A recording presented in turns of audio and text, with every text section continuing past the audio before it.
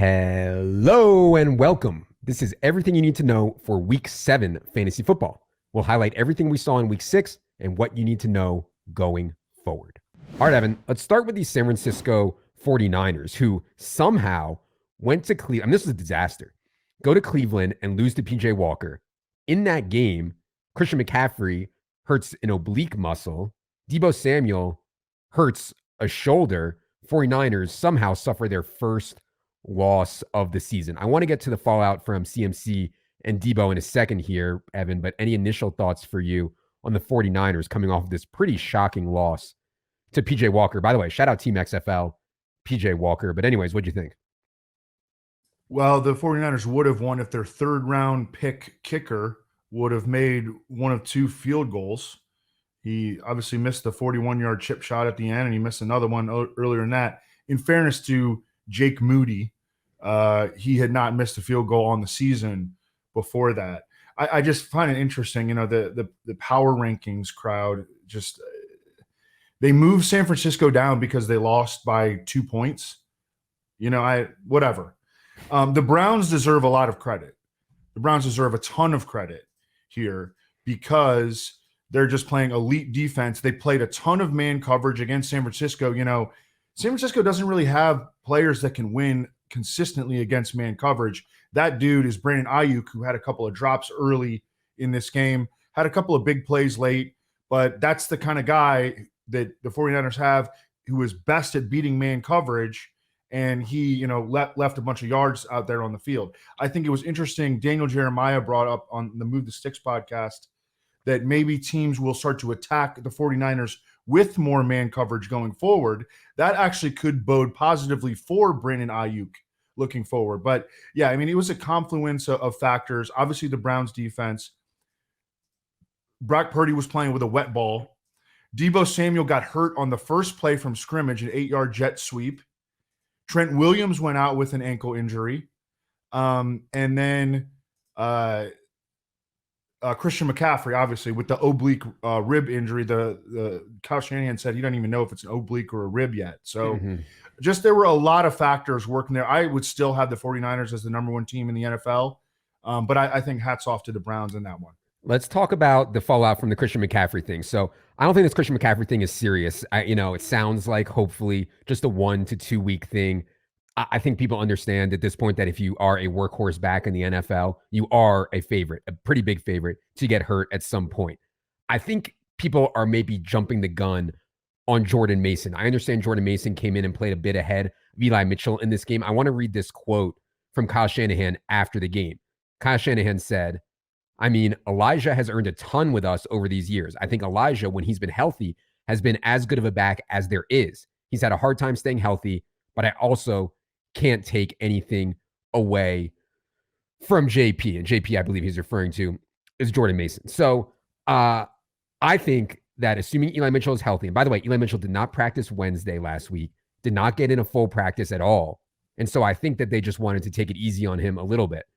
I think if Christian McCaffrey misses time, the guy I want to have is Eli Mitchell. I also think that when Eli Mitchell is healthy, in a pinch, in some spots, I can actually use Eli Mitchell. He's going to get 6 to 10 carries or something in the right game script for the 49ers in a lot of games also. So to me, the priority ad is Mitchell, but how do you see this backfield if Christian McCaffrey were to miss time?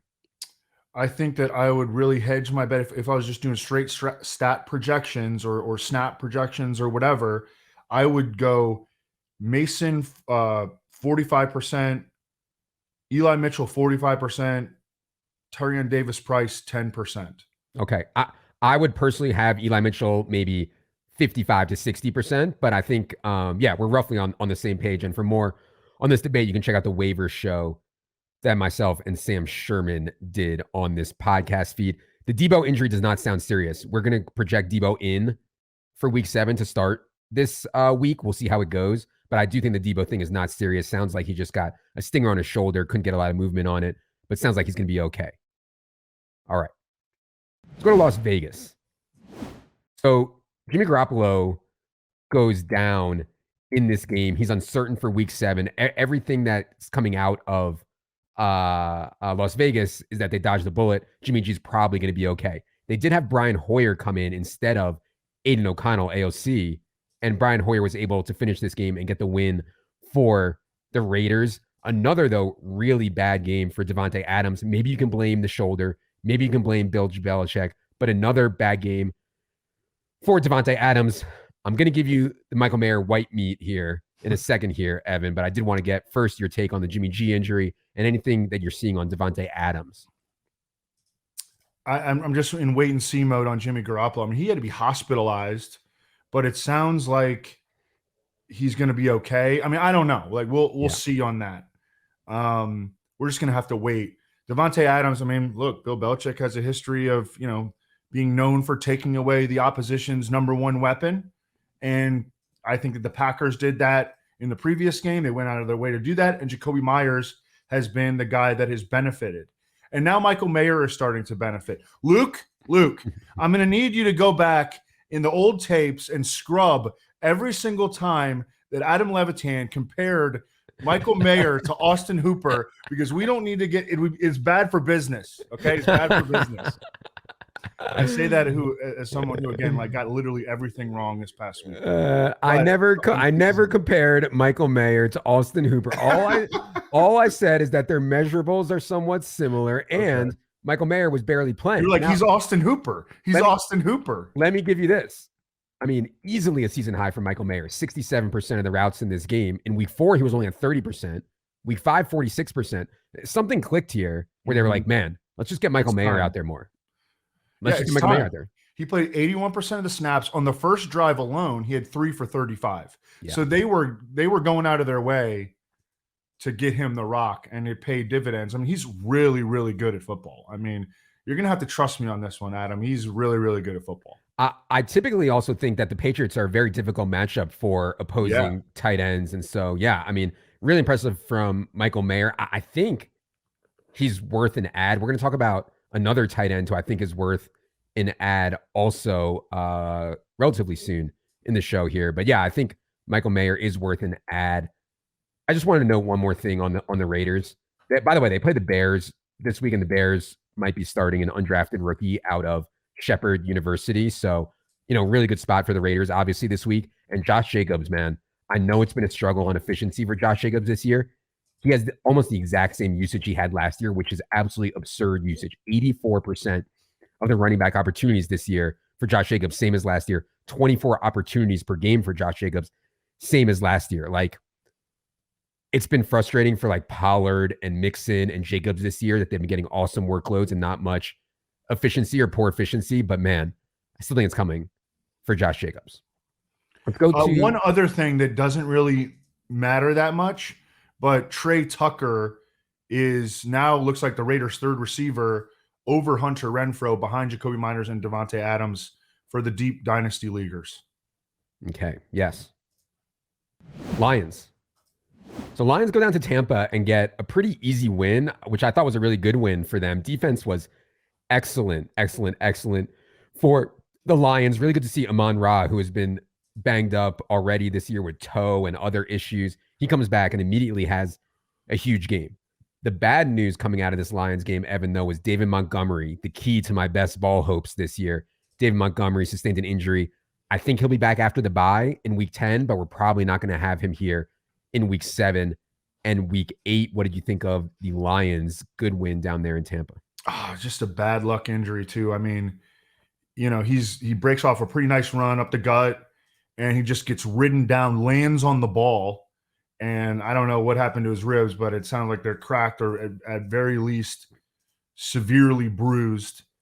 And I don't know. I'm hoping that it's not a multi-week injury, but that's kind of what it sounds like. It also sounds like Jahmyr Gibbs will be back, and that Craig Reynolds is going to be involved. It's going to be a 2-man backfield of those two guys. So if Craig Reynolds made his way to the waiver wire over these past couple of weeks, he is absolutely worth adding and has a chance to be a legit, again, 6 teams on bye.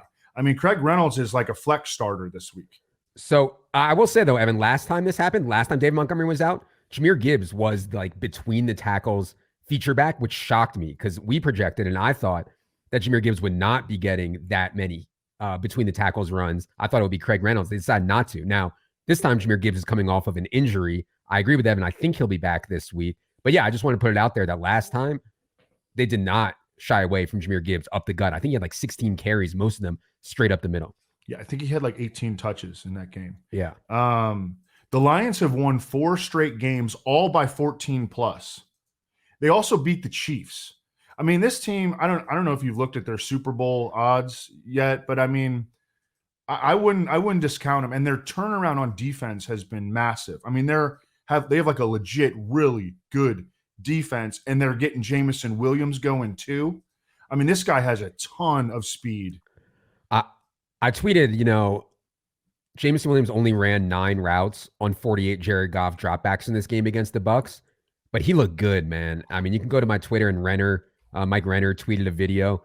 He had 2 catches on 3 targets. I mean, to me, if the Lions are going to win the Super Bowl, they need more stuff down the field. Amon-Ra, Gibbs, Laporta, it's all so close to the line of scrimmage. Jameson can give them something that I think they really need down the field. And by the way, on the Dave Montgomery stuff, after the bye, we're talking about Chargers, Bears, Packers, Saints, Bears again, Broncos, Vikings, Cowboys. Like it's a very reasonable rest of season schedule for the Lions and Dave Montgomery specifically. So yeah, still optimistic there.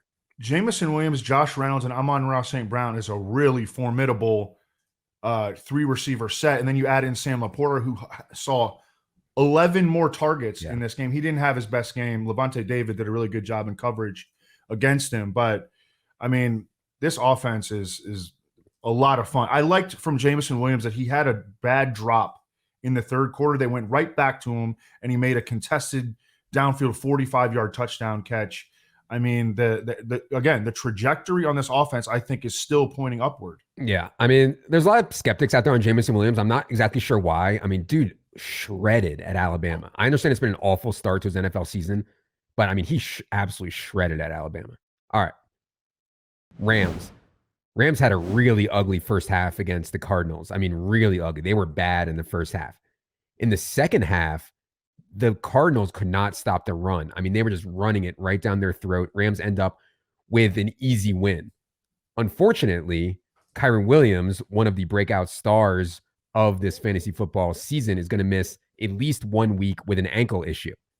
That would have been exciting for Ronnie Rivers, except Ronnie Rivers has a pretty severe knee injury. He's going to be out, it sounds like, at least 3, 4, 5 weeks. They are down to Zach Evans, who was active last week, and Royce Freeman, who will be called up from the practice squad. So, Evan, what do you think of the Rams game? And then go ahead. What do you think is going to happen in the backfield here for the Rams? Yeah, one of the very few things I got right this past week was that Kyren Williams was going to have a really big game. He was running over people. I mean, this dude is sub 200 pounds running over people. It's really impressive what he's been able to do at his size with his somewhat limited athleticism. But yeah, it sounds like, and whenever I see ankle, I'm like, oh God, not a high ankle sprain. It sounds like he avoided a high ankle sprain. Zach Evans, 6th-round pick, played at TCU and then Ole Miss, 5'11", 202, almost 7 career yards per carry in his college career. Decent receiving resume. He did not participate in the combine due to a hamstring injury, but at his pro day, ran 4.45, 7.03 cone is decent. 10-foot 1 broad jump is okay. He's got some juice, though. Way more juice than Royce Freeman, Definitely. who is going to be their number 2 back, it looks like. I think that Zach Evans, again, 6 teams on by, he's going to be very playable this week. Let me read you the quotes from Sean McVay because he was asked about the backfield situation. Sean McVay said the Rams are still working through their plan for this week at running back. However, Zach Evans will likely get the start at running back. The quote was, obviously you saw Zach Evans get the first carries. This was after the injuries. He said, we've got Royce Freeman on our practice squad, and there will be some different things that we're in the midst of working through right now. Maybe they're working through Leonard Fournette or some other dust ball off the street. Who knows? I'd agree with Evan that my favorite ad is Zach Evans. I'm just not sure McVay is convinced on Zach Evans, but, McVay has a long history of using one back. We're going to start out projecting more of a committee here in week 7, and we'll see what else we can dig up. But I do think right now it's fair to project Zach Evans the lead of the committee. Last thing I wanted to say on the Rams, I mean, Cooper Kupp looks like he literally never missed a beat. Like literally never missed a game, never missed time, was never hurt. He looks just like he did when he broke every record in that 2021 season. So just an absolute smash on Cooper Kupp right now for anyone who bought the injury discount. Chiefs number 5 here. I don't know at this point, Evan. I mean, sputter at home against the Broncos, an unreal spot. The Chiefs scored 1 touchdown at home against the Broncos. They only get 5.6 yards per play. I can't quite put my finger on what's wrong. The easy thing to say is that they have no wide receivers that are good, and therefore it's a struggle. Maybe that's it, but I don't know. Maybe that's too simplistic. Are you worried? How worried are you at this point about Chiefs offense after their latest kind of sputtering game, this time, again, home against the Broncos? I think that that's where you start. I think that you start with the inability of the receivers to get open. And they've got to make a change. I mean, if you've seen the yards per route run numbers on MVS and Sky Moore, who are playing the most snaps in the receiver core, those guys are not producing at all. Justin Watson suffered a dislocated elbow. He's going to be out indefinitely. It's got to be Rashee Rice time. And I know that Rashee Rice has made like some mental errors and at times, and he's kind of on the raw side for a rookie, but he's the only guy he's the only receiver that has shown any ability to make plays to this point in the season. Rashee Rice targets per route run is out of control. MVS hasn't topped 3 targets in a game this season. Like, he just does not earn targets. So I don't know. They need to make some changes, and they have this mini bye to make those changes. But I wanted to shout out Travis Kelce. I thought that was easily the most explosive that he has looked in a game so far this season. And that was on a short week coming off of that ankle injury that was a little bit scary. Yeah, Chiefs home game against the Chargers this week. Chargers are on a short week, of course, after their Monday night game, which we'll get to in a little bit here. One thing I wanted to note on Chiefs beyond what was already said, I think there's been a role change for Isaiah Pacheco in the receiving game. He's now running 16 routes per game. That's up from just 9 routes per game last year. And more importantly, Pacheco is at a 19.4% target share, up from 10.8% last year. One thing that you get when you're not throwing the ball to MVS or Sky Moore or whatever, there's more running back targets available. And, that's good for Isaiah Pacheco. And so they've been running him screens. He's not known as really a pass catching back, but I think he's looked pretty smooth doing it, if I'm going to go tape bro for a second. So, yeah, I mean, if Pacheco can sustain this 19% target share, I mean, that's an absolute smash. All right. That's it for the top 5 fantasy stories of the week. Now let's get into it with the NFC here, alphabetical, and we'll start with the Arizona Cardinals. Arizona Cardinals actually had a halftime lead against the Rams on the road, but could not stop the run in the second half, end up losing 26-9. My biggest takeaway from this game was the thing I've been begging for going back to August. It's enough with Zach Ertz. And finally, they agree with me. Trey McBride outsnapped Zach Ertz 44-35. Zach Ertz only ran 24 routes on 46 dropbacks. McBride ran 22 routes, and they each had 5 targets. I was taking 20th round, 19th round Trey McBride a ton under the assumption that Zach Ertz coming off an ACL on a rebuilding team would have no place. That looked wrong. I'm hopeful now that it's right. Evan, what do you think of the Cardinals, and what do you think of Trey McBride as the pickup? Trey McBride, MFN Mackey Award winner. Yep. And it definitely looks like the pendulum is swinging in his direction. The Cardinals would be smart to try to get something for Zach Ertz at the trade deadline and start ramping up Trey McBride to see if he is their future at the tight end position. I think that he probably is. Yeah. The backfield situation, was really strange because they brought up Damian Williams, who I've always liked Damian Williams as a player, but they gave him a ton of relatively a ton of touches. Keontae Ingram, they played Emery. Is it Amari or Emery DeMarcado? Buddy, you're asking the wrong guy for pronunciation on words and names. Yeah, the pronunciation police have been killing us. Oh, lately, killing us. I know. Of seismic proportion. But DeMarcado played by far the most, and I think he had 3 touches. Yeah, 3 touches. Yeah. So I don't know what to make of that. I mean, that's a 3-man backfield until James Conner gets back, and good luck trying to figure that out. Yeah, one of the late moves that I made in cash this week was getting off of Marquise Brown in favor of Adam Thielen at very close prices. And, we had Thielen projected slightly better, like a half point better. It's hard not to have a good Marquise Brown projection when he gets 10, 11 targets every game. I'm worried about the catch rate, man. I mean, this is consistently really low catch rate for Marquise Brown. And maybe it's not all his fault. Obviously, Josh Dobbs is not the best quarterback in the world. But yeah, I just want to put that out there on Marquise. Volume is still really good. I'm just worried about the catch rate. Atlanta. Another good fantasy game for Desmond Ridder. And I believe the guy who won the Millie Maker, the small Millie Maker this week, the $20 buy-in, won it with a Ridder double stack. And what we've seen is that, like, when the Falcons get down, they're willing to let Ridder throw now. I mean, 47 attempts in this game. He was bad, though. 3 interceptions, takes 3 sacks. So, yeah, I mean, this was good. The Commanders are getting just flamed by opposing pass games. I mean, absolutely flamed. So maybe it was a bit of a game planning thing also. But yeah, what do you think of the Falcons' loss at home to the Commanders?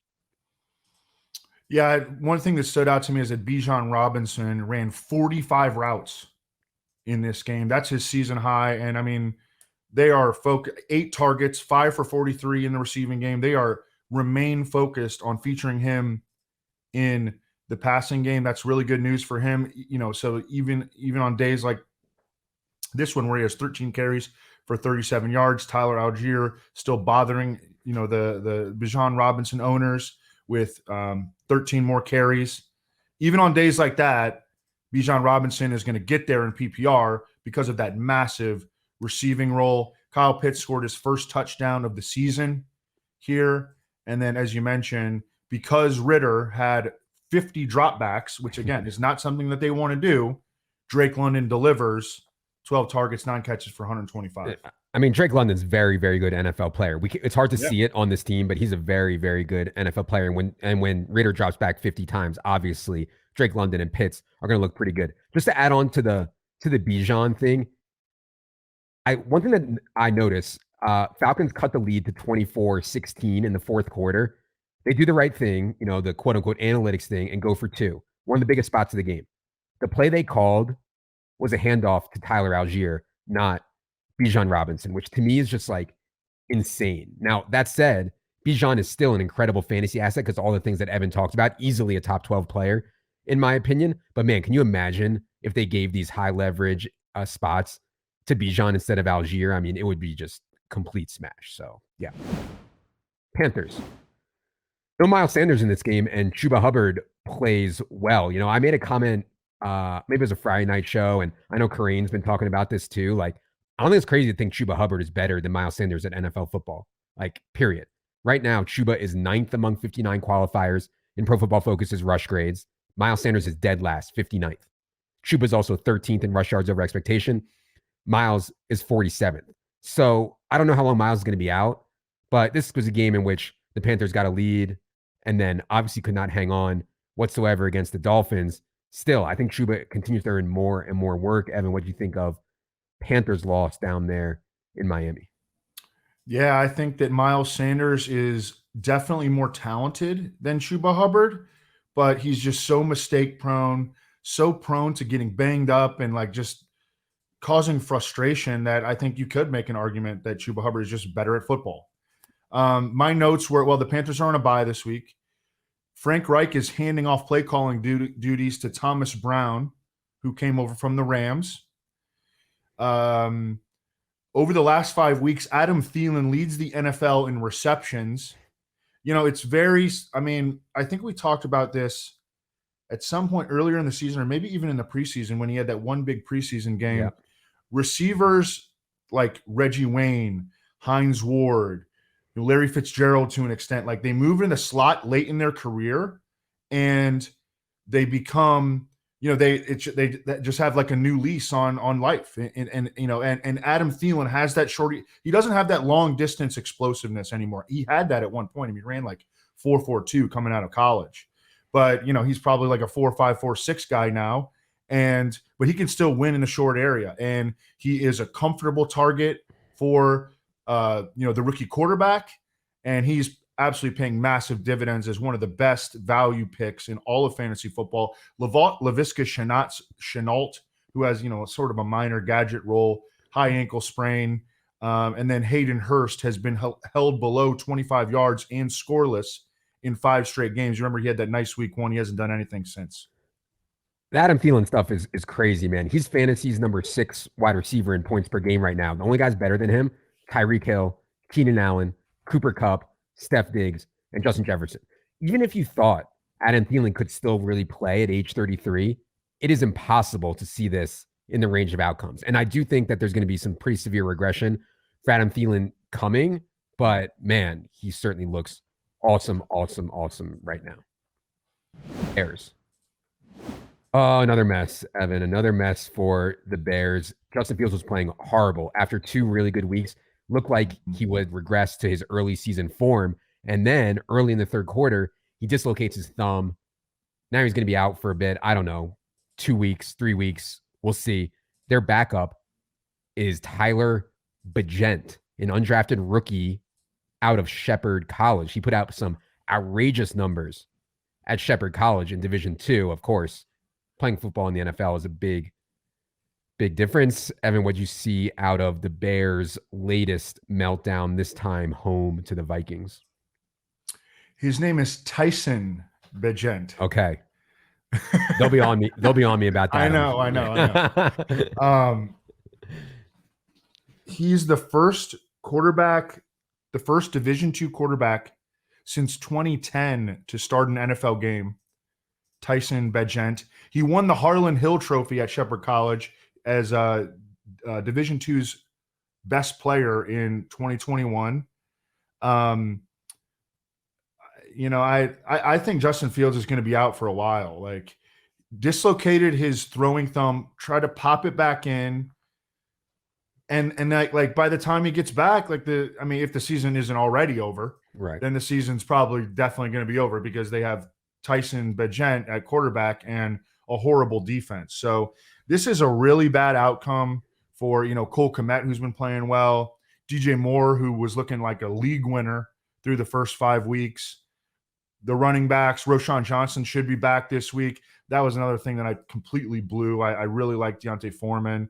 You wound up with 15 carries, dude, and a catch, but dude, I gotta say, because I played D'Onta Foreman, he got the ball to the 1 yard line and he got a carry from the 1 yard line and didn't get it in. If he had gotten that in, that's like how fickle fantasy is sometimes. People say Foreman's a horrible play. If he converts a 1 yard chance from the 1 yard line for a touchdown, he looks like a great play. So yeah, I really, I try not. I should have played Chuba over Foreman, but still, I don't think Foreman was bad. But anyways, go ahead. Yeah, it's just I didn't really see them playing Darrington Evans as much as they did. He wound up with 10 touches, 16 for Foreman. But as you mentioned, it can be a game of inches. I mean, that's not a cliche. It can be a game of inches. Foreman played 20 snaps. Darrington Evans played 24. As Evan said, I am expecting Roschon Johnson to be cleared from concussion protocol and come back and play a ton this week. Like, there is no reason for them not to absolutely unleash Roschon Johnson here with Tyson Bagent in a home game against the Raiders. So that is one that I'm certainly interested in for sure. By the way, Bears right now hold the number 1 and number 2 picks in the 2024 NFL draft. Panthers pick they have, and then they have their own. If Justin Fields is ready in 5 weeks and they think that puts them in jeopardy of not having as high of a draft pick, they'd be irresponsible not to, because obviously they need both number 1 and 2 picks. I think they should trade him. Yeah, for sure. No brainer. All right. Dallas last night goes into LA for the Kellen Moore Bowl and wins. I think the biggest story from fantasy for me from the game last night is the continued inefficiency of Tony Pollard on the ground. He's down to 3.9 yards per carry now, and he has 0 rushing touchdowns since week 1. Now, he's on pace to catch 71 balls, has a really good schedule coming up. I'm not panicking, but there's a lot of people out there, including our own Justin Herzig, who thinks that Tony Pollard has lost a step. He's older now. He's coming off an injury because he has more work. He's not as good. I don't know, man.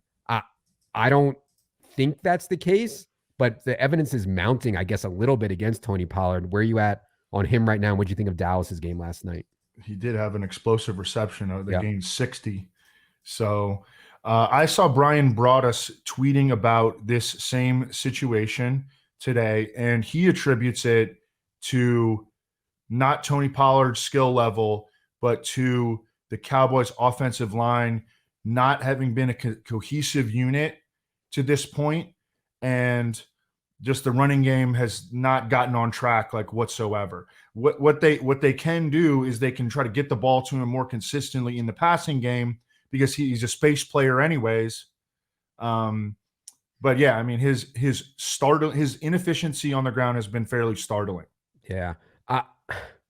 It'd be hard for me to give up on him, man. And I would be more inclined to buy low on Tony Pollard than sell low right now. I would agree. I mean, and the running backs behind him really pose no threat. So I'm with you.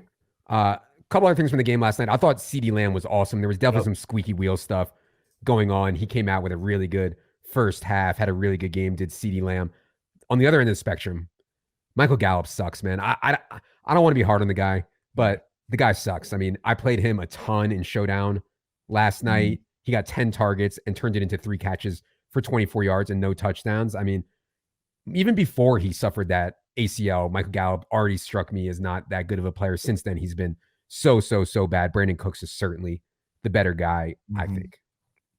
Go to Packers. Packers will be coming out of their bye. Last time we saw them, of course, there was that awful Jordan Love game, which we talked about last week. Good news is that Christian Watson should be very healthy here. Also, tentatively expecting Aaron Jones back, and they play the Broncos this week. So we'll see on Aaron Jones' status, but obviously a really good spot. Anything for you on Packers, Evan, as they come out of their bye? Yeah, geez, I would hope that Aaron Jones is back. He had the 11-day layoff between Thursday night and then Monday night and then a bye. Yeah. So, I mean, he's had a lot of time to get that thing healed, and they need him because A.J. Dillon, as we've talked about extensively, has been really, really struggling. Per Ted Seth of Sumer Sports, really good follow on Twitter, by the way.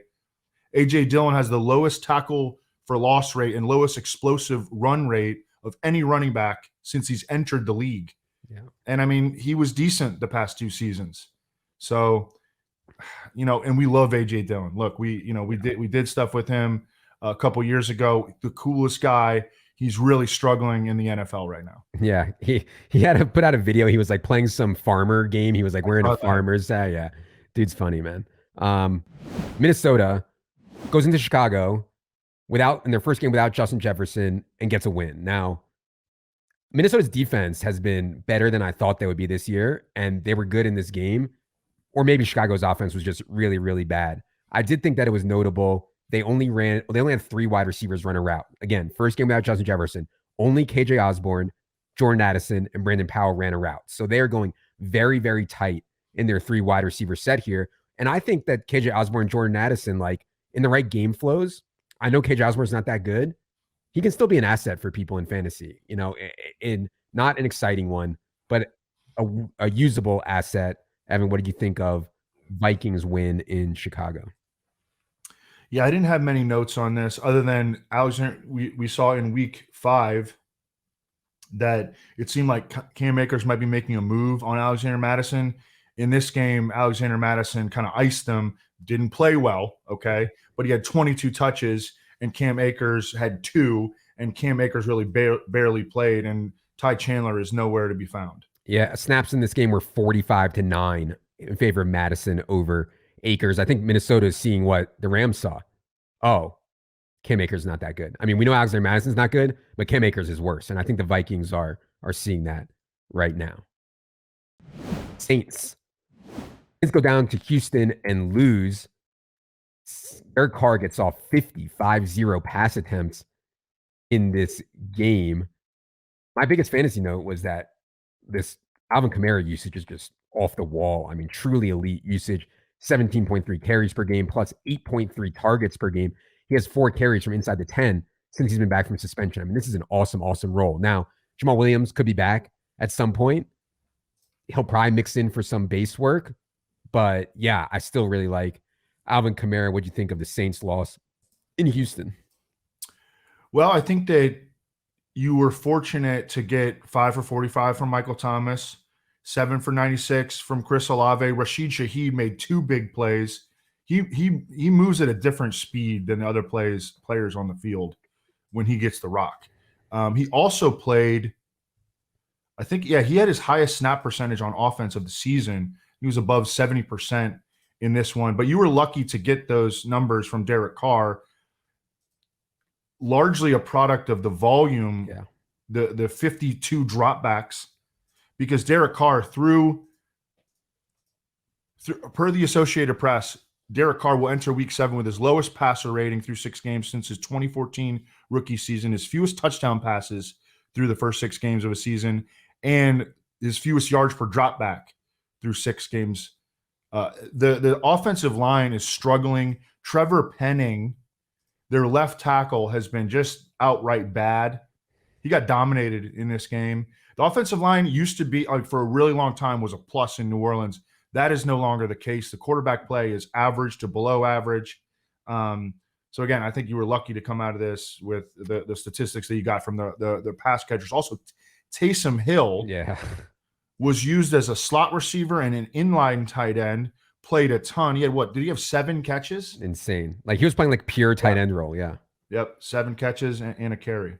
Juwan Johnson was out for this game. We'll see on his status. Thursday night, the Saints host the Jaguars. Trevor Lawrence is questionable for that game. So at least in theory, pretty good spot here for the Saints. Let's go to the Giants. I mean, this was the Sunday night game against the Bills, which was a really weird game because the Bills in a home game against the Giants had 0 points for much of the game. Cannot deny that Tyrod Taylor was very good here in substituting for Daniel Jones. Maybe not very good, but he was good. And honestly, the way Tyrod Taylor played on that Sunday night game is, and I like Danny Dimes. The way Tyrod Taylor played was probably better than Danny Dimes has played all year, except for that one half against the Cardinals where Danny Dimes went nuts. Good news, I think, is that Saquon came back and looked fine. You know, he was not great outside of those 2 long runs, but they loaded him up with volume. He had a 34-yard run and a 19-yard run. Touched the ball, I believe, like 25 times or something crazy. 28 times.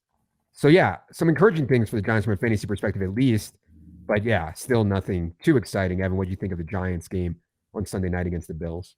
Yeah, Saquon was held to 12 carries for like 24 yards in the first half, and then he broke 2 long runs. You know, you can be critical of that. That's kind of been Saquon's game, even going back to Penn State. You know, he's a home run hitter, and, you know, he can be highly inefficient on a per-play basis. I mean, Tyrod Taylor, like the offense seemed to function better with Tyrod Taylor in there than it did than it was with Daniel Jones. Tyrod Taylor didn't look flustered behind the offensive line. Obviously, he made some, boneheaded mistakes. The audibling to the run play at the end of the half was devastating, and Brian Daboll was all over his ass about that. I mean, they go way back, Brian Daboll and Tyrod Taylor are boys from way back. But I mean, the other note that I had is obviously that Wan'Dale Robinson and Jalen Hyatt continue to separate from the rest of the receiver core. It's a 3-receiver set at this point. It's Wan'Dale Robinson, it is Jalen Hyatt, and it's Darius Slayton, and all the other dudes are backups. I don't think that it's a coincidence that Tyrod Taylor looked better than Danny Dimes now that they gave Paris Campbell 0. I repeat, Paris Campbell played 0 offensive snaps in this game, and Isaiah Hodgins only ran 9 routes. Meanwhile, Jalen Hyatt, 35 routes, Wan'Dale, 32. That was only behind Slayton's 41. I mean, Hyatt and Wan'Dale give them so much more than Paris and Hodgins. I think that's optimistic for sure. Paris Campbell, maybe people think he's good. I don't know, but I would not be surprised if the Giants are trying to trade him. That's like the only explanation I can have for 0 snaps. I mean, Wan'Dale's healthy. You have Sterling Shepard also. They're probably just trying to trade Paris Campbell. Eagles, man. This is a bad loss at the Jets, at Zach Wilson. Jalen Hurts, this was the worst I've seen Jalen Hurts play in a long time. Throws 3 interceptions, takes 2 sacks, and they lose Lane Johnson in this game, which is a massive offensive line situation. Sounds like it's not, I don't know. We'll see on Lane Johnson. I don't want to speculate on his status. I actually haven't heard. But yeah, bad loss for the Eagles. What do you think of their game against the Jets? Well, I also want to give a lot of credit to the Jets defense, because the Jets defense went into this game knowing that they were going to be without their top 2 cornerbacks, around which this defense is largely built. Sauce Gardner and DJ Reed were both out. And the way that the Jets compensated for that was by really baiting Jalen Hurts into mistakes. Did a lot of zone blitzing, and then they would show blitz and then dropped back into coverage, and the Jets were able to fool him. And then when Lane Johnson went out and the Eagles were already missing Cam Jurgens, their left guard, so they were without their left guard and their right tackle. And we know the splits going back a freaking decade on Lane Johnson when he's off the field. The Eagles offense like kind of craters. Yeah. I mean, he's a huge, huge difference maker. It sounds like Lane Johnson's going to be all right. Yeah. I was just reading. It says latest report, and I think this is from Kempsky. The latest report is that Lane Johnson's ankle sprain is a grade 1, and he could be back as soon as this coming week. So great news on Lane Johnson. News. Yeah. So that's good news. Devontae Smith, who we had talked about as a squeaky wheel, 10 targets, but 2 wide open drops. He is really just, I want to say that he's not playing good football so far this season. Yeah, for sure. AJ Brown has outplayed him massively. Andre Swift in this game, not great rushing efficiency, but man, 8 catches on 10 targets. And like, that's why it's real dangerous to say that, oh, Eagles don't throw to running back. Jalen Hurts doesn't throw to running back. Maybe he didn't throw to running back because Miles Sanders sucks in the pass game. You know what I mean? And like DeAndre Swift is awesome in it. So yeah. Seattle comes out of their bye and goes to Cincy and loses a surprisingly, at least to me, low scoring, close game. We did not really see a role ascension for Zach Charbonnet here. Kenneth Walker, 19 of 21 carries. Walker also out-targeted Charbonnet 3-2. Snaps were Walker 56, Sharp 17. So that like coming out of the bye, expand rookie role narrative did not hit for Zach Charbonnet. Not an explosive game for the Seahawks, though. What do you think of their game in Cincy? Yeah, Geno did average almost 8 yards per pass attempt. And Tyler Lockett got there with 6 for 94. The Bengals used Cam Taylor-Britt, a 2022 second-round pick, bigger corner, physical, out of Nebraska, to shadow DK Metcalf. And Cameron Taylor-Britt won that matchup. Oh, DK Metcalf lost his mind. Did you see him? Like, he got a personal foul just like chucking this kid. Yeah. Yeah, I mean, DK Metcalf can be a little too emotional at times. You know, sometimes that's a good thing, but sometimes that can really work against him. Also, Geno Smith. So we talked about the offensive line situation. It was starting to come together a little bit for Seattle, who finished their previous game with only Evan Brown as one of their original 5 starters. They got back their left tackle Charles Cross. They got back guard Damian Lewis, but they need Abe Lucas back, their right tackle, because this dude Jake Curran, who's filling in for him, I mean, he just got smoked by Sam Hubbard. I think he gave up 8 or 9 pressures to Sam Hubbard alone. So this offensive line is still coming together. I think that we can hold out, optimism for this offense moving forward. But I mean, that's like a big problem right now still. Home game for the Seahawks this week against the Cardinals. I mean, this is a spot for the offense to get going here big time. Gotta get right. Last note I had on Seattle was the Jackson Smith and Jigba role coming out of the bye. I thought it was a little bit better. He played 71% of the snaps. He ran a route on 81% of the dropbacks. But most importantly, they actually used him down the field a little bit. Season high 7.4 yard ADOT, average depth of target for JSN, but still only a 12% target share. And again, when you're competing with DK Metcalf and Tyler Lockett for targets, it's going to be hard to get towards that 15, 18, 20%. Not saying JSN can't, but it's just going to be hard. That said, I think you can start JSN in a pinch here against Arizona if you needed to, given all the bye weeks. Bucks, I thought the Bucks would play better, man. They just could not sustain drives coming out of their bye in this home game against the Lions. Bucks ended up running just 54 plays, only 4.6 yards per play. They had 0 rushing first downs as the efficiency or inefficiency of Rachaad White continues to plague them. Just a really ugly offensive performance for the Bucks here, even though I thought Mike Evans looked healthy. They're coming out of the bye. What do you think of Bucks' loss to the Lions, Evan? Baker Mayfield suffered a hand bruise on his non-throwing. Yeah. So that's not really a concern. They had Mike Evans open for like a really long possible touchdown on the first play from scrimmage. The ball gets tipped at the line of scrimmage and intercepted. Yeah. And it was just kind of all downhill from there. Baker Mayfield even came out after the game. He's like, I play like crap. Again, Baker Mayfield is not the most skilled quarterback. And he kind of needs to be like that time, that sort of that Drew Brees, everything has to be like perfect for him. and you don't want him moving around very much. And when he starts to do that, like things can really crater, especially because he's not athletic. He's not athletic to even outrun like defensive ends in the NFL, let alone guys like Aiden Hutchinson. So it was a bad game. Started off bad and never got better. Bucks have a home game against the Falcons this week. I mean, that could be a really slow, ugly game there between Ritter and Baker Mayfield. That's the NFC team is the Washington football team, aka the Commanders.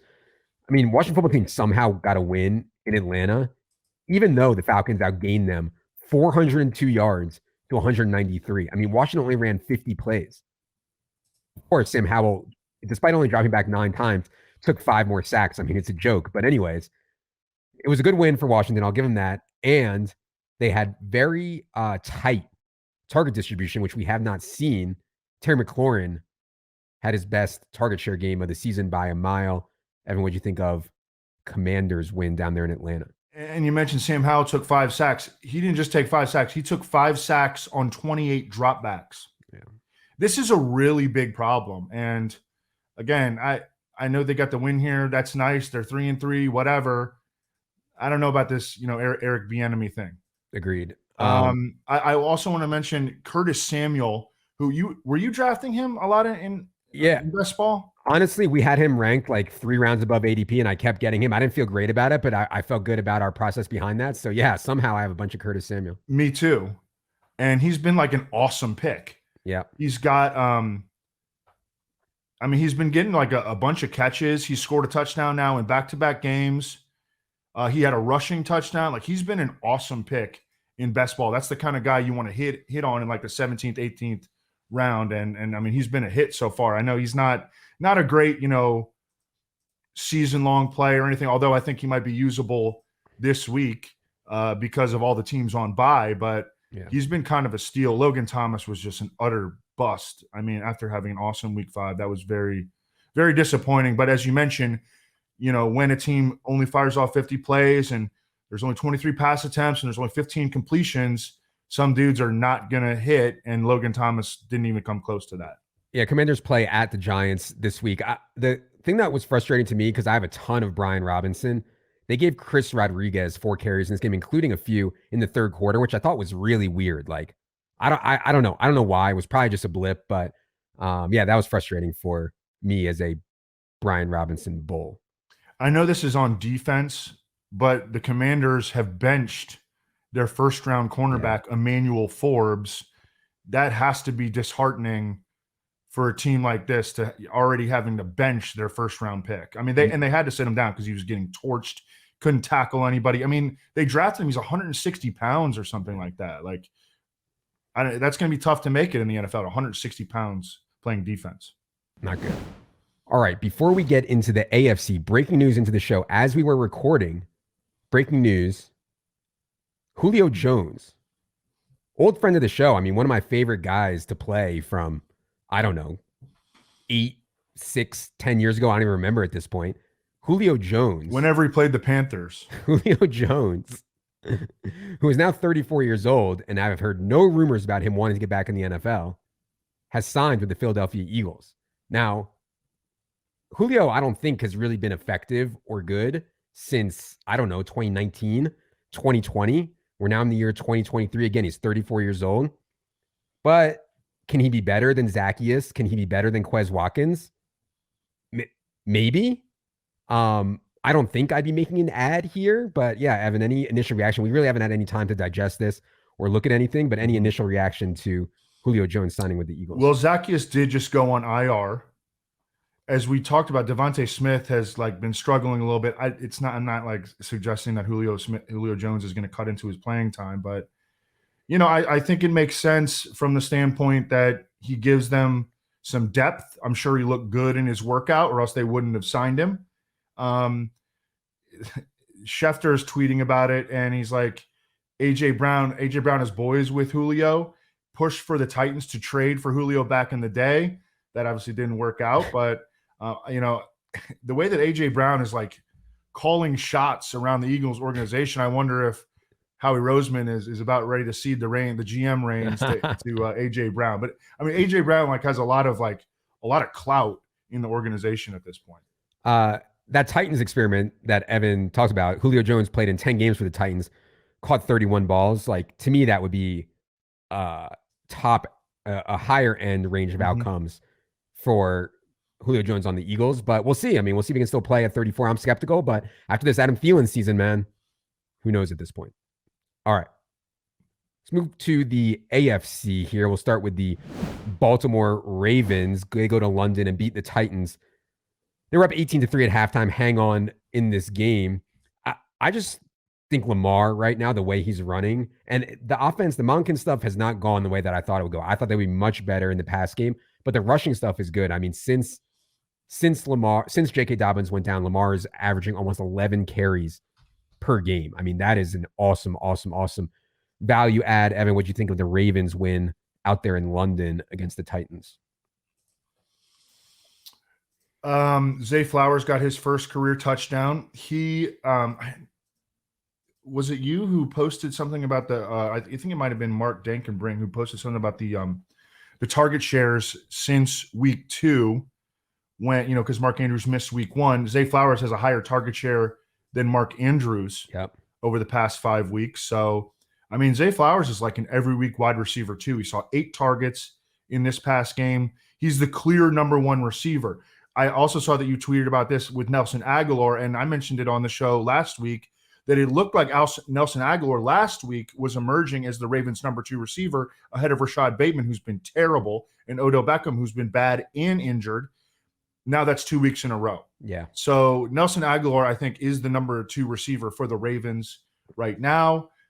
This backfield is just, I'm talking about the running backs.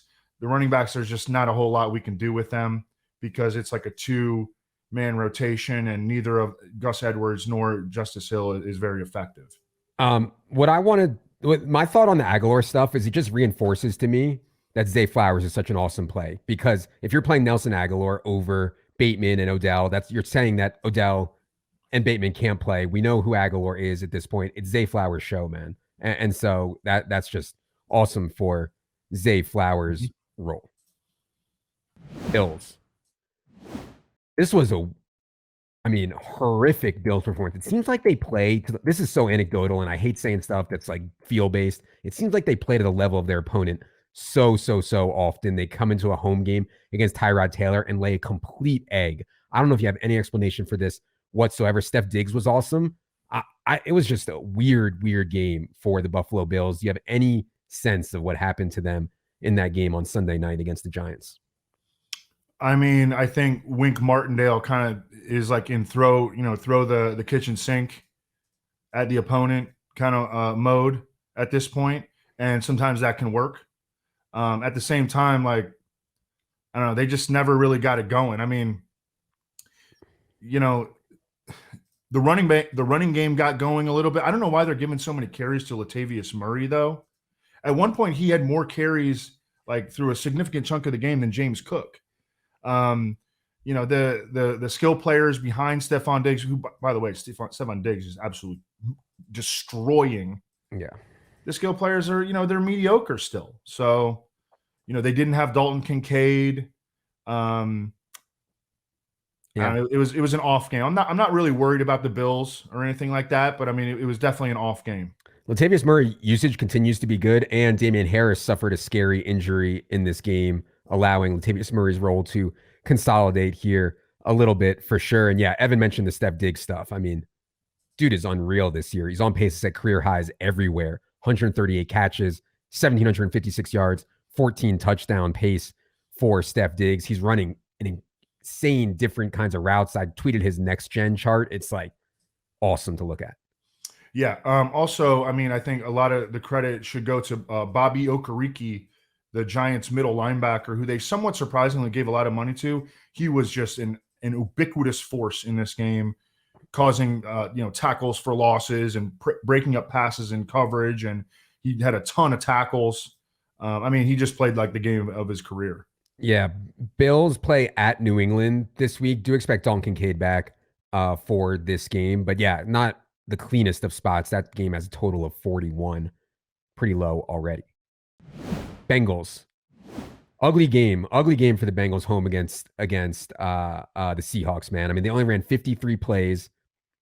I thought it was good to see Joe Burrow still throw it 35 times on those 35 plays, but they really had to hold on the back of their defense, which surprised me. Defense generates 4 sacks, 2 interceptions. We already talked about how they frustrated DK Metcalf, but yeah, not a clean offensive performance for the Bengals here. What do you think of their narrow win over the Seattle Seahawks?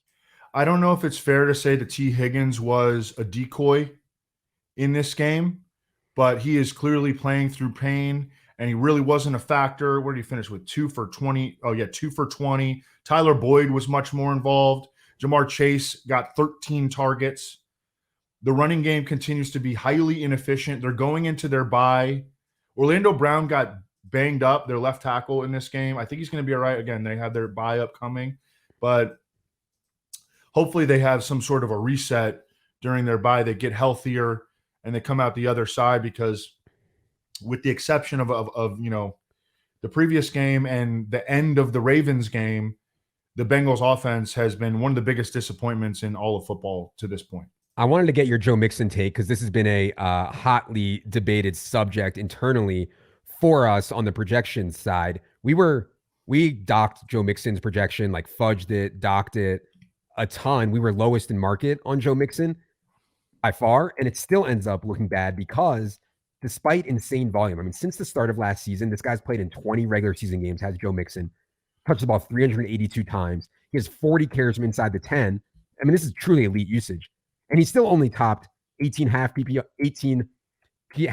points just once, and that was that outrageous 50-something point game against the Panthers. In other words, for almost all the last 2 seasons, this guy can't even get past 18 fantasy points despite playing with Joe Burrow, despite elite usage. So it's really hard to make his projection look bad because the role is so good. But God, he just never gets there. Do you have a Joe Mixon take at this point, Evan? Just running into a lot of piles. Their running game is just not effective, and he doesn't do anything to create. So right. And yeah. and people say, oh, he looks too big. He looks like he weighs too much. And other people say, oh, when Joe Burrow comes out of the shotgun, it's not good for Mixon because he can't get like a running start. Maybe all that has something to do with it, but it's just, yeah, I've been fudging the Mixon projection down even more. I just feel like he can't burn me. So maybe famous last words will have a 5-touchdown game, but man, we have a pretty big sample now of this guy just not being able to get there despite elite usage. Browns. Deshaun Watson saga continues, man. PJ Walker, and by the way, PJ Walker is like not a total stiff. He was the stone cold best player in the XFL during the COVID year. Not that means a ton, but he was very, very good there. Certainly better than DTR, the guy that tried out last time Deshaun Watson was out, but still an awesome win for the Browns. Do you think Deshaun Watson has a chance to be back next week? But any thoughts on Deshaun Watson's status or the Browns coming out of an awesome upset against the 49ers? Yeah, PJ Walker, he used to be Philip Wilson. Philip Walker, yeah. No, Philip Wilson. No, he was always Philip Walker. Philip Wilson is a beat reporter for the Colts. That's true. At the Indy Star. Philip Wilson was covering Philip Walker. Yes. For the Colts. Okay, that you're right. PJ Walker, it's not just the XFL stuff. Like, he's had some insane throws in the NFL. Do you remember that throw that he made last year to DJ Moore? Mm-hmm. He had another one this week to Amari Cooper, who, by the way, is freaking awesome still. Did you see the 26-yard sideline catch that he made? Obviously Odell did his with one hand. Amari did his with 2 hands, but I mean, that's like, it was like kind of similar. Mm-hmm. The Browns were without a lot of key players. They were without their quarterback in this game. They're without Joel Bitonio, their longtime multiple all-pro left guard. They were without, their right tackle, Jack Conklin. They're without Nick Chubb, and they got this thing done. And it was an awesome win for them. I don't really Elijah Moore continues to do nothing. I do think that Deshaun Watson has a really good chance to be back this week. I feel like he's getting like a ton of pressure outside, inside, everyone. It's really weird. I mean, teams do not throw their players under the bus like the Browns threw Deshaun Watson under the bus. They said he was medically cleared. He didn't play, and that was like 3 weeks ago. So something's definitely off inside the organization there. People can speculate whatever they want, but yeah, I think he's under a lot of pressure right now to play in this game against the Colts. Only other note that I had was Kareem Hunt and Jerome Ford are pulling closer together. In this game, it was 38-28 Jerome Ford in snaps, but 13-12 in routes and 19-15 in opportunities. In other words, Kareem Hunt and Jerome Ford, I think, are like 55-45 is a fair projection at this point. Yeah, Kareem Hunt played well, so he's going to keep getting chances. Broncos, they could not do anything against this Kansas City defense. And I know I keep harping on this, but I do think Kansas City defense is actually really, really good and has a chance to carry this Chiefs team a long ways. Russ only completed 13 of 22 passes in this game, picked off twice, 4 sacks. I mean, really, really bad Russ game. And over the last 2 years, we've seen some horrific Russ games. What did you see out of Broncos loss in Kansas City? Yeah, and up until that point, Russell Wilson had actually been putting up pretty decent fantasy football numbers. Definitely. But he turned back into a pumpkin in this one. Even when he was putting up those numbers, I was still like, I don't know if I'm seeing this in real life. I think he was being a better fantasy player than he was a real life player. Jaleel McLaughlin continues to be heavily involved. It's a 3-man backfield, which is very problematic. Regardless of the situation, we can't really work with 3-man backfields. We can't be starting Javonte Williams or Jaleel McLaughlin or Samaje Perine. And I feel like at this point, they all have cemented roles. Greg Dulcich, who has just been an absolute ghost since the Broncos drafted him, re-injured his hamstring and is going to be out indefinitely. Jerry Jeudy, I don't even know what to say. Like, he's fighting with Steve Smith before the game. Did you see that? I mean, that was wild. Oh, yeah. I don't know, man. People got on me because I thought that Steve Smith's take was good. And the reason that I didn't have a problem with Steve Smith's take is that we get so much on these networks of like boilerplate analysis, afraid to criticize anyone, kissing the ass of every player. Sometimes you just got to shoot it straight, man. Jerry Jeudy has been bad. I mean, he's been just a guy. And that's what Steve Smith said. I think Steve Smith has more credibility to say it than a lot of these other guys. If Skip Bayless says it or something, there's not a lot of credibility there. Steve Smith was all-pro NFL receiver and very good at like breaking down film and game and stuff. So, and also like not a dude you want to fight. Like you are going to lose to Steve Smith. I assure you that. Yeah, as Evan said, the McLaughlin stuff I think is real. He led this backfield in snaps with 21, Javonte Williams 18, Perine 9. I would remove Perine if I was the Broncos. I know they liked him. I know they signed him in free agency, but I would make it a 2-man backfield with McLaughlin and Javonte. We'll see what they do there. Still no Marvin Mims. Only 7 routes in this game. Of course, in week 5, he fumbled and it was a short week. So I never expect him to play a lot in week 6. Maybe Evan, this long week, Thursday game is a chance to promote Marvin Mims, but I'm going to have to believe it when I see it at this point. Yeah. Houston, another good win for the Texans and CJ Stroud. Defense gave up just 3 points in the second half to the Saints. Weird thing to me in this game was Devin Singletary went from 0 carries in week 5 to a full-blown even timeshare with Dameon Pierce in week 6. I don't have a great handle on this backfield at all, and that's led me to just be paralyzed and not play it at all. I don't think I've played Texans backfield once in anything this year. Evan, what do you see out of Texans win home against the Saints? Yeah, I mean, Devin Singletary outsnapped Dameon Pierce. Yeah, so weird. So, yeah. Now they are going into their bye. Tank Dell should be back after the bye. Mm-hmm. He has shown a lot of explosive ability. CJ Stroud has been just, awesome. I think he's number 4 in the NFL in passing yards right now. Yeah. And that has been with sort of a short deck at receiver and certainly a short deck on the offensive line. He's so poised, and the way that he gets the ball out quickly. Everything is sharp. I'm trying to think. I think that's about. Robert Woods had 1 catch and it went for a 6-yard touchdown. We were talking about him as a potential play. I don't have a whole lot more to add to that. Yeah. Mechie, even with Tank Dell out, John Mechie still only played 16 snaps, so it was mostly Noah Brown, Sir Robert of the Trees, and Nico Collins, and that's not a great sign for John Mechie. Colts. We get the news, Evan, that it's likely Anthony Richardson is going to miss the rest of the season. Brutal. We can talk about that another time. This game, they got down, and you saw an insane amount of Gardner Minshew volume. He goes off for 55 pass attempts, does Gardner Minshew, goes over 300 yards. Did not play well, though, right? But you can see how Gardner Minshew under center helps their other players. Jonathan Taylor and Zach Moss combined for 13 targets. Michael Pittman goes 9-1090. Downs gets a TD. A lot of this was volume-based because Minshew threw it 55 times.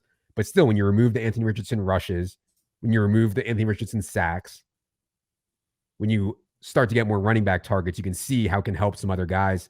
What do you think of Minshew here, Evan, and anything else on the Colts? I mean, the Colts were down 21-6 at the half. Yeah. So the Colts had to do things that they don't want to do. And they couldn't run the ball at all. And that's been a recurring theme against the Jaguars. So a ton of targets for Pittman. Minshew continues to show his affection for Josh Downs, who only had 21 yards, but he did have 5 catches, 8 targets, and a touchdown. He is like, well, I don't know about against the Browns. I mean, they got the Browns coming up. We've talked about the Jets. We've talked about the Cowboys. We talked about the 49ers, all of potentially the best defense in the NFL. I think right now you got to give that crown to the Browns. So they got a really tough one coming up. Jonathan Taylor's role increased here in his second game back from the holdout or whatever. But even with Zach Moss, 14 opportunities apiece. Moss did outsnap Jonathan Taylor 39-33. I mean, in my opinion, I know Zach Moss has been awesome. You just can't give Jonathan Taylor that kind of bag and have him be such an explosive player and have him on the sideline watching Zach Moss that much longer. So I think that 60-40, 65-35 is going to be the eventual outcome here, at least maybe 70-30. We'll see how long it takes to get there. On the Anthony Richardson stuff, I mean, I already can't face it, Evan. This guy was number 1 in the entire NFL in fantasy points per snap at the quarterback position. He was going to break fantasy.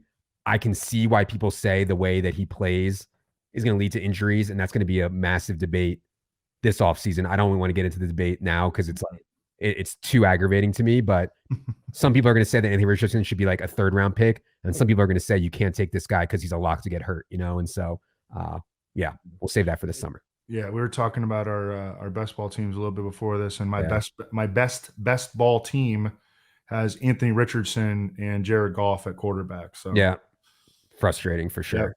Jaguars, just mentioned they went into Indy and get an easy win over Gardner Minshew. Trevor Lawrence hurt his knee in this game. Doesn't sound serious. He's day-to-day. Actually got in a limited practice today, Tuesday, ahead of Thursday's game against the Saints. So even if Lawrence doesn't play on Thursday, still a really good sign that he is not hurt. But yeah, this was an easy win. ETN was explosive. They gave him a direct snap that he took for like a 25-yard run. What'd you see out of Jaguars stuff, Evan? Well, I know that people have been frustrated by Calvin Ridley. I think he's back in the buy low zone. He had a 34% target share in this game, and it was his best of the season. We've seen that he can have eruption games. He's just been highly inconsistent. He's had 2 games over 100, and he's kind of struggled in the other 4. I'd still be trying to buy him. He's not going anywhere. It's not like he's in danger of like losing his role or anything like that. We know that the talent is there, and we know that this is an ascending team and ascending offense. Yeah. At the same time, like Christian Kirk is absolutely balling out of control. And I know he didn't have like a big yardage game in this, but he's like a central part of their offense. And I don't think that that's going to change even when Zay Jones comes back.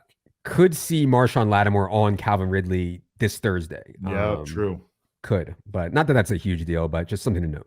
Yeah. And I would continue to stash Tank Bigsby. I know you're not going to get any standalone value from him right now because Travis Etienne is like one of the few true bell cow workhorse backs in the NFL. But that also puts Travis Etienne at risk because he's taking more hits. He's running into a lot of car crashes. And again, this is an offense that we want to bet on going forward. Tank Bigsby, just keep him on the end of your bench. Don't drop him. Some more breaking news into the show. The Rams have signed running back Royce Freeman to their active roster as expected. They also added Darrell Henderson, old friend Darrell Henderson, to the backfield. Now he is on their practice squad. We'll see if he is part of the mix here on Jeez. Sunday. And Darrell Henderson. That's one of those situations where like they know him, Yeah. and he could just jump right in and be their top toucher, Yeah. in week 7. I mean that. Okay, we'll see. Yeah. Hopefully by Friday night when we do the show, we'll have a bit better clarity there, some good information on Rams backfield. Let's go to Chargers. Chargers lose the Kellen Moore Bowl at home. I thought the good news, other than the woman who kept getting shown on TV, the super fan of the Chargers, other than that, I thought the good news for the Chargers was that Austin Eckler was back and looked really, really good off the ankle thing. I know he didn't have a big fantasy game, but usage was in line with what I would expect when he's 100% healthy, and thought Austin Eckler looked really good. On the bad side of things, obviously lose the game, but Quentin Johnston, man. I mean, no Mike Williams coming out of a bye. They need him, and he ends up earning 2 targets for a 5.4% share, air balls, 0 catches, and was also targeted on the game-ending interception. So ugly one for Quentin Johnston, and ugly rookie season so far for Quentin Johnston. What do you think of the Chargers last night? Yeah, and his usage was even less than it was in the pre-bye game. Yeah. So that's worrisome. Keenan Allen looks so freaking good out there. It was not a good game from Justin Herbert. Didn't really have any other takeaways. Yeah. I mean, I do think that Eckler and Keenan together are such outrageous target earners that everybody else is going to be volatile. But man, those guys can really, really rack it up. I wonder if they should like try to make a trade. And Tom Telesco never trades. He did trade for Khalil Mack. And he did trade away J.C. Jackson. So maybe he's starting to pick it up here. But I wonder if they need it. It'd be nice if they could go get a playmaker for somewhere, because they need another guy. I know, but you can't use their first round pick on Quentin Johnston and then give up more capital to go get someone to replace him. You know what I mean? Like, God, that would be not great. I continue to think Josh Palmer is better than the market does, though. Like, I think Josh Palmer is like fine. He came into this game with a groin injury, and I thought he played a pretty decent game. Dolphins. So, you can listen on the solo pod. I talked about a team that did really well for me on FanDuel this week, which was a Dolphins onslaught. And as soon as the Panthers got up in this game, I think the Panthers got up 14-0. I was like, oh, baby, here we go. Because when the Dolphins got down 14-0 at home to the Panthers, I was like, oh, my God, they're going to absolutely erupt. And that's exactly what happened. Now, the backfield was interesting because through the first 3 quarters, when the game was close, it was Mostert 20 opportunities, Ahmed 7, Brooks 0. Jeff Wilson appeared to be healthy enough to play in this game, but did not. So I think he'll be active this week, but we'll see what you think of Miami's easy win over the Panthers. Well, it was just such a massive advantage to have that access to the Dolphins this week in a week where nobody else was scoring. Yeah. So, and they give you that potential every single week. You know, if the chalk fails, like, and you're on the Dolphins, or the rest of the chalk fails. I mean, the Dolphins are always going to be somewhat chalky, right? Oh yeah, but big time. But I mean, to pay up for those guys week in and week out, like, I mean, I think it's worth it.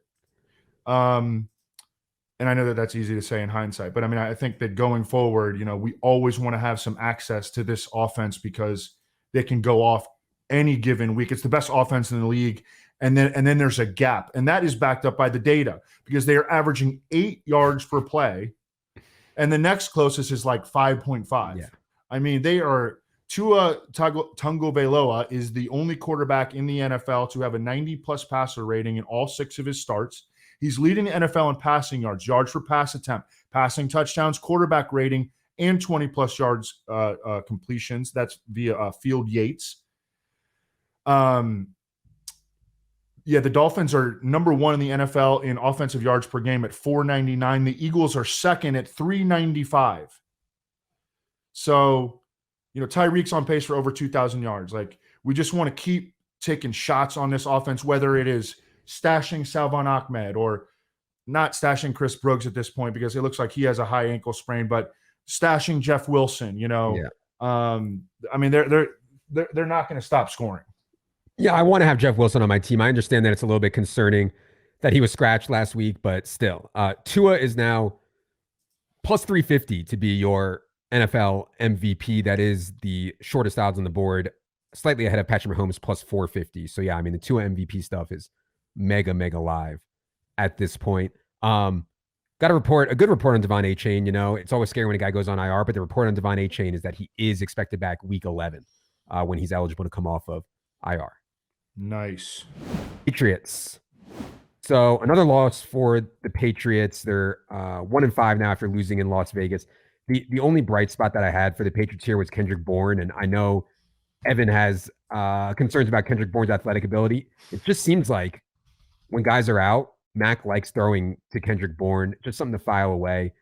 But yeah, I thought they might bench Mac Jones in this game after that horrific interception. They decided not to. What do you think of Patriots' latest loss this time in Vegas? Yeah, to be clear, like when we talk about Kendrick Bourne, like I'm like I'm not. Someone in the chat said like the last time that Evan said not to play Kendrick Bourne, he went off for 664 and 2 touchdowns, and that is true. But that's not true. That I don't tell other people to not play Kendrick Bourne. I say that I don't play him because he runs a 4.8 40. So that is my bias. Okay, you can do whatever you want. I'm telling you why I don't play him. You can play him. He's pretty good at football. I played him this week in tournament. The team sucked, but yeah, I still played. He's pretty good at football. He is. Yeah. So Bourne and Parker, who he's not good at football. Yeah. Bourne and Devontae Parker are like the clear top 2 receivers right now. Although Pop Douglas, and Juju Smith-Schuster were injured. They called up Jalen Reagor for this game. Tyquan Thornton is back.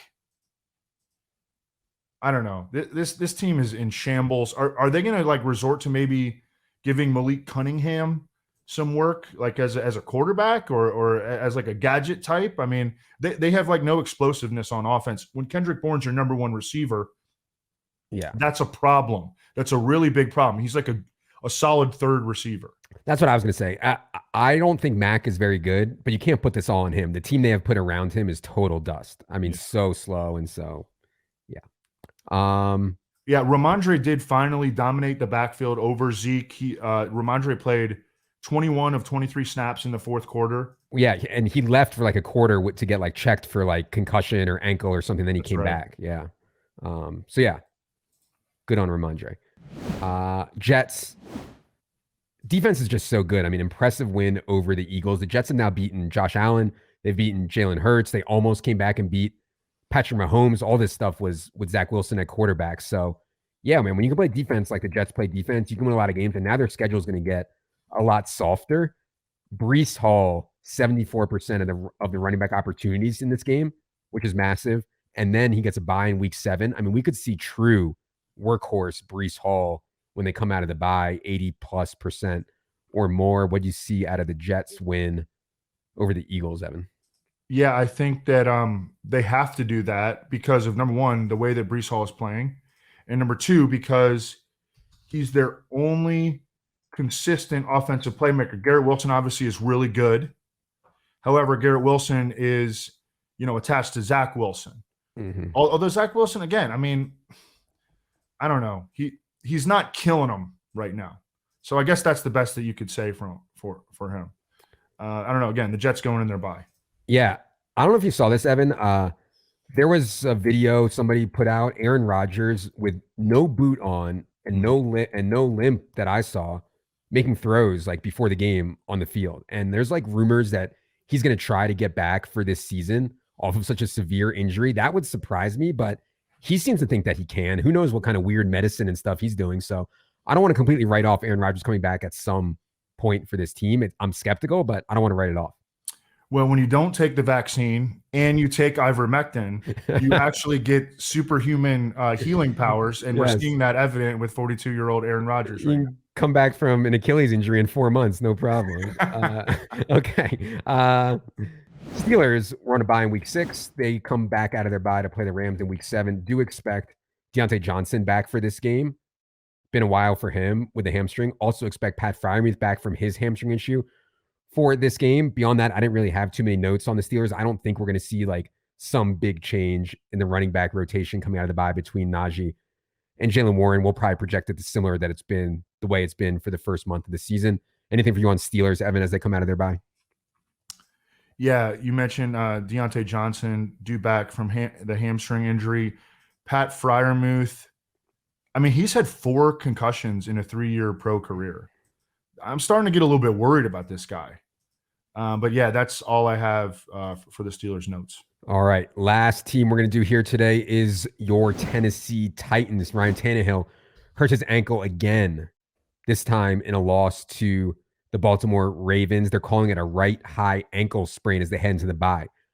You know, it seems unlikely that Tannehill will be able to make it back from a high ankle sprain when they come out. If he does, I'd be worried about him. In the meantime, it sounds like there's going to be some open competition between Malik Willis and Will Levis to see who starts if Tannehill can't.